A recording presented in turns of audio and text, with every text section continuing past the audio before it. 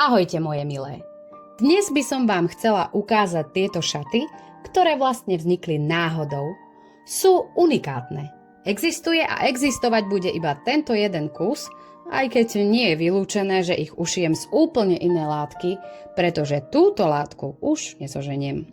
Skrátka, šaty sú ušité z mojich zásob z čias, kedy som si myslela, že mať 3 metre je terno. Dnes sa tomu len smejem. Ako teda vznikli? Dostala som ukrutnú chuť na modru. Táto chuť na farbu je podobná, ako keď máte chuť na sladké a nedá sa tomu odolať. Vo svojich zásobách som našla túto modrú látku. Pôvodne som chcela šaty s obrovskou kruhovou sukňou, ale na to mi žiaľ 3 metre jednoducho nestačia.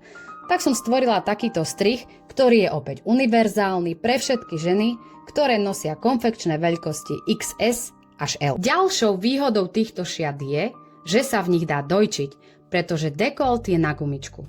A teda ak zháňaš nejaké šaty napríklad na krštenia a nevadí ti, že sú utkané z polyesteru, tieto šaty sú tie pravé. Spĺňajú aj všetky podmienky etikety. Nič nepretrča, ani nevyskakuje a ak si malá ako ja, tak ani členky.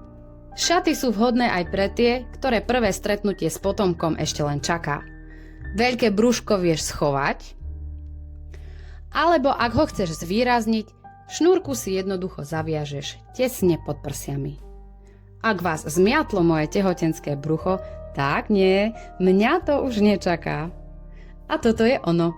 Šaty sú dlhé presne 140 cm, ale ak by si ich chcela trošku skrátiť, stačí si ich takto vyhrnúť. Tak čo? Páčia sa vám? A kam by ste si ich vzali?